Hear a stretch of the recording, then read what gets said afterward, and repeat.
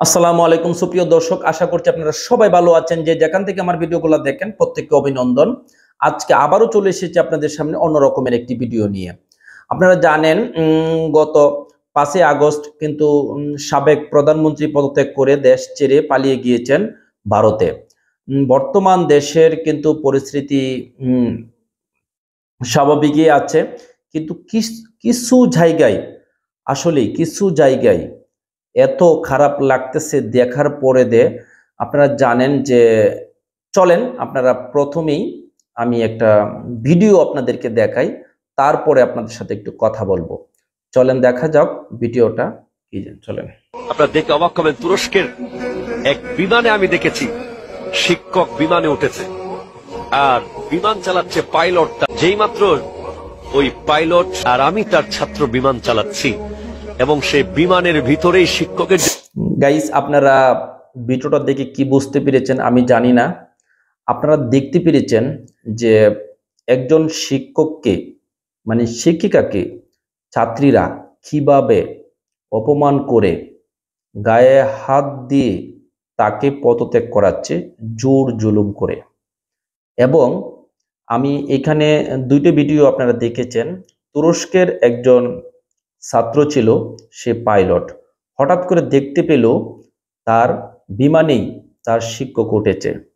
তারপরে মানে এই শিক্ষক দেখার সাথে সাথে সেই তুরস্কের যে স্টুডেন্ট ছিল সে ফোন করেছে যে আমার শিক্ষক আজকে এই বিমানের আরোহী, তোমরা অতি তাড়াতাড়ি তাকে ফুল নিয়ে মানে ব্যবস্থা করার জন্য বলেছে। এই শিক্ষককে তারা ফুল দিয়ে বরণ করেছে। বরং এই শিক্ষক এই দৃশ্য দেখে চোখের পানি টলটল করে পড়তেছে। এই শিক্ষকের কিন্তু এই চোখের পানি পড়তেছিল আনন্দে তার চোখের পানি পড়তেছিল যে আমার ছাত্র আজকে পাইলট আর এই বিমানেরই আমি যাত্রী। অথচ আমাদের বাংলাদেশের ছাত্রছাত্রীদের কাণ্ড দেখলে দেখেন কতটুকু পার্থক্য, এটি দিয়ে বোঝা যাচ্ছে। আমার সবচেয়ে কষ্ট লেগেছে, তারা মনে হয় যে 8, 9 সর্বোচ্চ 10 পর্যন্ত পড়াশোনা করে।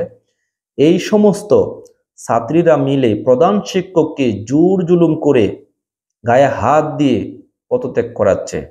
এইটা আসলেই কতটুকু মানবতা।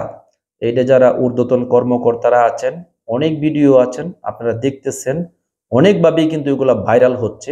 এখনো আমি প্রত্যেক গার্ডিয়ানদেরকে অনুরোধ করব, আপনারা সন্তানদেরকে এখনো অ্যালাউড করেন, নয়তো এই যে প্রধান শিক্ষকদেরকে যে গায়ে হাত দিচ্ছে, বাবা মাকে কিন্তু হাত দিতে সময় লাগবে না, খুবই কাছাকাছি চলে আসছে।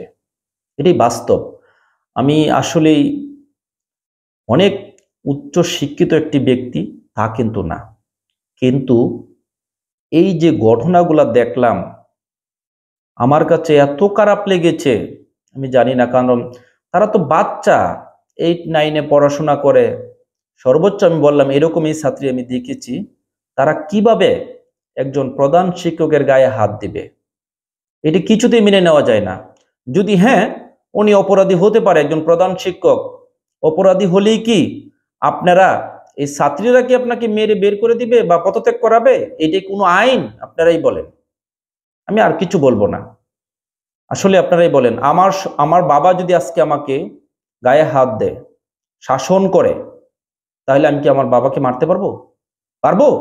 কোনোদিনই না। পারবো? হ্যাঁ, আমার বাপে যদি বারবারই আমার সাথে অন্যায় করতে থাকে, তাহলে অবশ্যই বাবার শাস্তি আছে। সেটা কি করতে হবে? গণ্যমান্য ব্যক্তি আছে, বাপের ভাইয়েরা থাকে, বাপেরও চাচা থাকে, অনেক সময় বাপের ভাইয়েরা আছে, তাদেরকে বলতে হবে, তারা ব্যবস্থা নিব। কেন তুমি বিনা কারণে তোমার সন্তানকে এরকম তুমি শাস্তি দিচ্ছ? তুমি অন্যায় করতেছো, তারা করবে, ঊর্ধ্বতন কর্মকর্তারা করবে, বা যারা আচ্ছা শিক্ষার্থীদের কাছ থেকে তো আমরা এই ধরনের আশা করি না। গাইস, আমি ভিডিওটা লম্বা করতে চাচ্ছি না। আমার একটা ভিডিও দেখে খুবই খারাপ লেগেছে, ছোট ছোট মেয়েরা প্রধান শিক্ষকদেরকে অপমান করতেছে, এটা মেনে নিতে পারলাম না। এই জন্য ছোট্ট একটা ভিডিও ছিল। যদি আমার ভিডিওটা ভালো লেগে থাকে অবশ্যই একটা কমেন্টস করবেন, লাইক দিবেন আর ভিডিওটা শেয়ার করে দিবেন। আজকে এই পর্যন্তই। সবাই ভালো থাকবেন, সুস্থ থাকবেন। যত বাংলাদেশের শিক্ষক আছে প্রত্যেক শিক্ষকদের শিক্ষিকাকে আমার স্যালুট। আসসালামু আলাইকুম।